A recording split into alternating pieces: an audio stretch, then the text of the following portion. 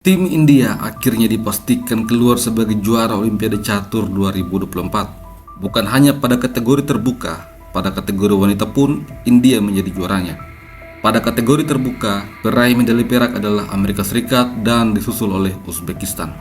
Hari ini kita akan membahas game terakhir dari sang penantang gelar juara dunia, Gukesh Dommaraju.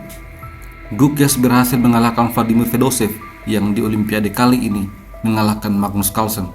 Vladimir Fedosev, pecatur Slovenia, memulai dengan D4. Gukesh membalas dengan kuda F6, setelah itu gajah F4. Ini membawa permainan menuju London System. Gukesh mendorong D5, putih memainkan E3. Persiapan untuk mengeluarkan gajah petak terang. Gukesh langsung mendorong C5. Dengan demikian, lajur C akan dibuka. Ini dibalas dengan pengimbangan kuda F3, lalu kuda C6. Setelah kuda B ke petak D2, gajah G4 mempining kuda. Vladimir Fedosev mendorong C3. Dengan langkah ini, Fedosev membuat struktur pionnya menjadi sangat kuat.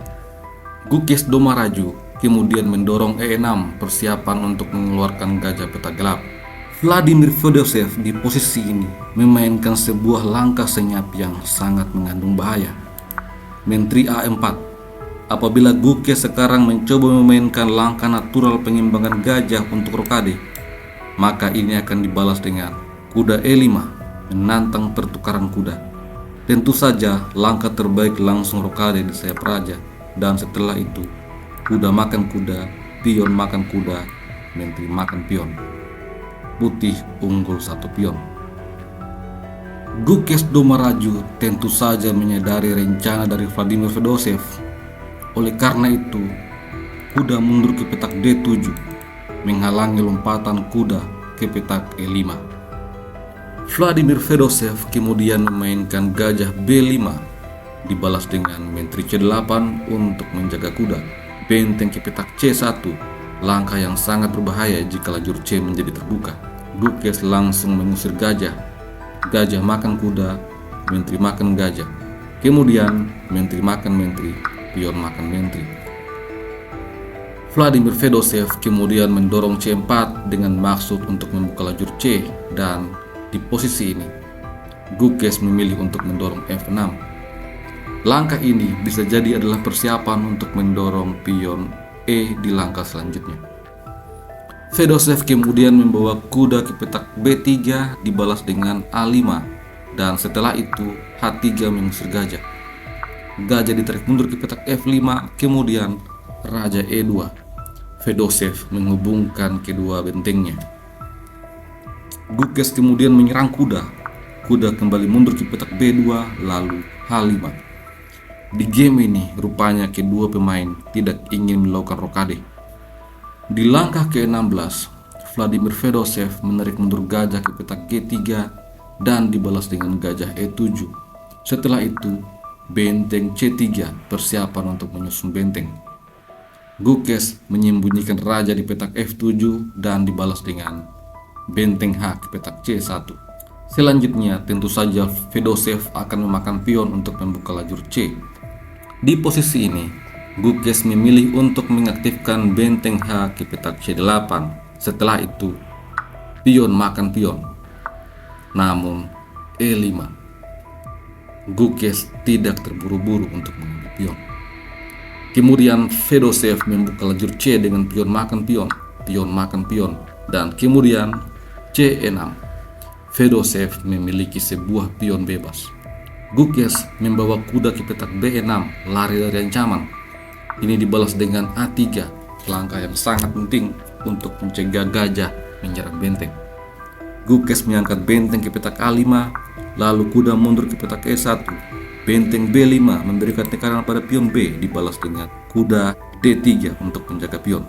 Di posisi ini, pecatur biasa akan memilih untuk makan kuda setelah benteng makan gajah, benteng makan pion, dan hitam akan unggul 1 pion. Namun demikian, di level elit, Gukesh rupanya tidak memilih langkah itu. Pada game sesungguhnya, Gukesh Dommaraju memainkan langkah yang sangat luar biasa. D4. Pion makan pion terjadi, pion makan pion menyerang benteng dan benteng mundur untuk menjaga pion. Selanjutnya, benteng ke petak E8, sebuah shadowing pada Raja Putih.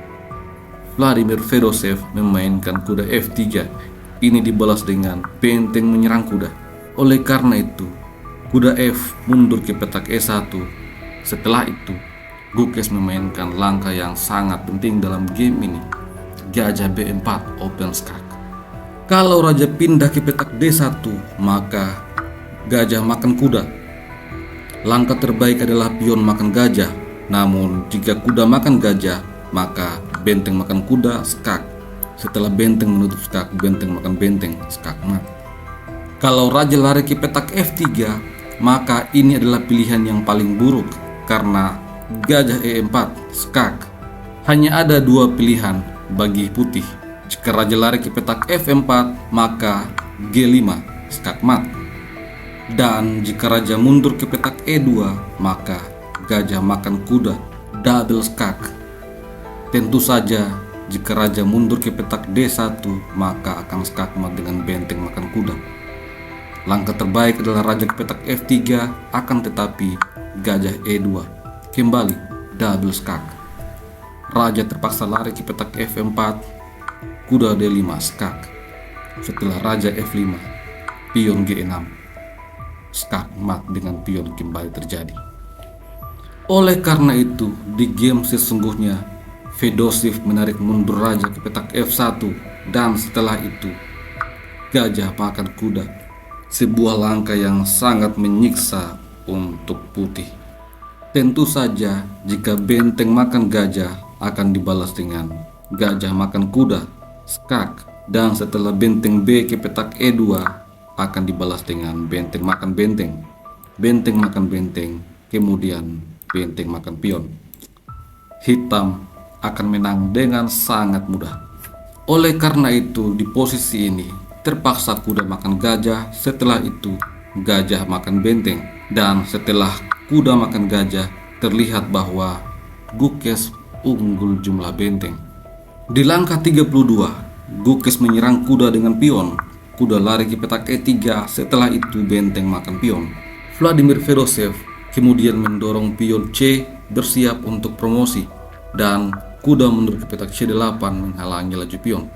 Setelah itu H4, Gukes kemudian menyerang pion A, dibalas dengan gajah F4, benteng makan pion.